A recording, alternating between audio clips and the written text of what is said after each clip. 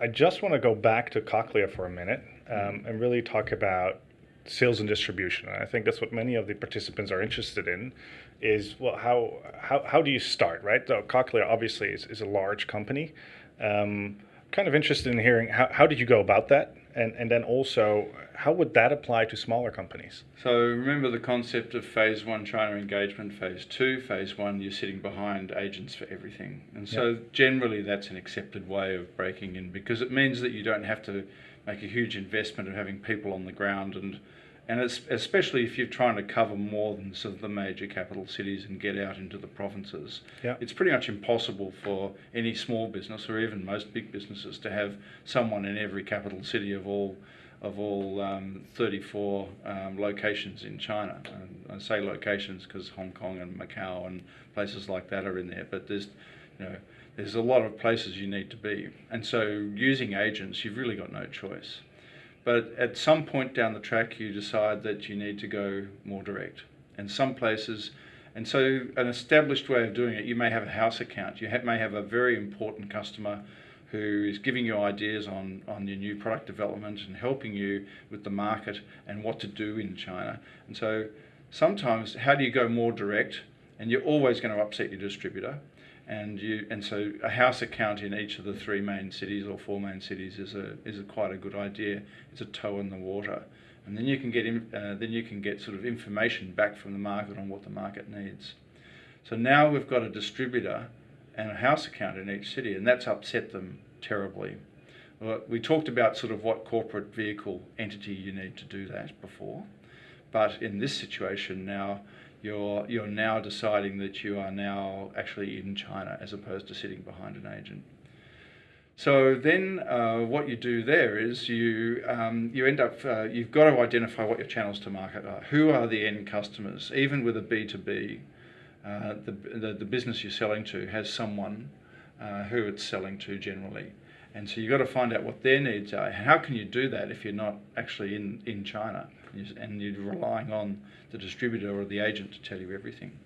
So and so at Cochlear we had pretty much, we were in that situation of phase one China engagement, and then phase two became more important where we had some house accounts, we had different segments to the market. There was a reimbursed national tender where the government was buying direct products direct from us, and then there was I think in the end, depending on how you count it, we had 5 channels to market. Now it's impossible to do that if you're sitting behind an agent. Of course, one of those was distributor sales, but the psychology of a distributor is that so they get worried if it's year-on-year growth because they know major growth because they worry that the head office back in Sydney or Melbourne, wherever it might be, is thinking, gee, imagine what it could be if we went direct and had our own people. So they want it to flatten out, and they don't have the same desires as the shareholders of the company. So a couple of little tips that I've learned along the way. Firstly, if you need regulatory approval for your products, it's best not to let the distributor do that for you. They will always want to do it because they know that import license, which is effectively regulatory approval, if they don't like what you're doing, they can stop you importing into China. And so generally it's worthwhile getting an agent who's separate, and there are these people in Australia, but they also exist in China to do your regulatory approval under your company name, and you hold that in your safe. So say you've got, it's generally accepted that there is no way that one distributor can cover the whole of China. Why is that? Well, they say that because China is so big and the geographic disbursement and the local relationships required in each of the major provinces is just too much for any one business. You've got these mega distributors that do it, but still even they have sub-distributors. So firstly, if you're one distributor who says I can do the whole of China, says I'll do your regulatory approval, then what happens is you find out that they're using sub-distributors in the places where and relationships where they don't have a presence. And so now you've got an issue where can you be sure that in your distributor agreement the ethical distribution clauses and the anti-corruption clauses have made its way into those other agreements that your distributor have established. and there are a couple of well-publicised examples of where they weren't, and some sub-distributor off in a province, not in the main sort of cities, has been caught bribing an official or a key opinion leader, and then it basically comes back on you because you are responsible for the whole distribution chain to the end user.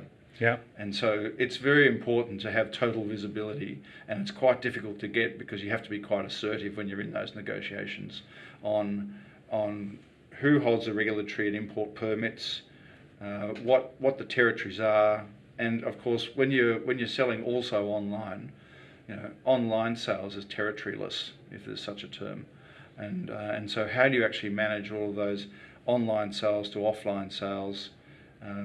High value items generally have sales reps going in to see the major people, and the complexity of the type of distribution that you would come up with. There aren't that many options, but it's good to have a chat to someone who's had some experience and got a few war stories and things that have gone wrong. And I'm not saying that from a consultant perspective. I'm saying that just ask around. There are people here in your organisation at Haymarket HQ who have experience in doing this, and also the Australian Chamber of Commerce and Austrade. Pick up the phone and talk to them and say, hey, I'm doing this, what advice would you have? Could you have a look at my agreement, and does it hold water? Is it solid? Yeah. Have I forgotten something? And and so that's my sort of tips for new players.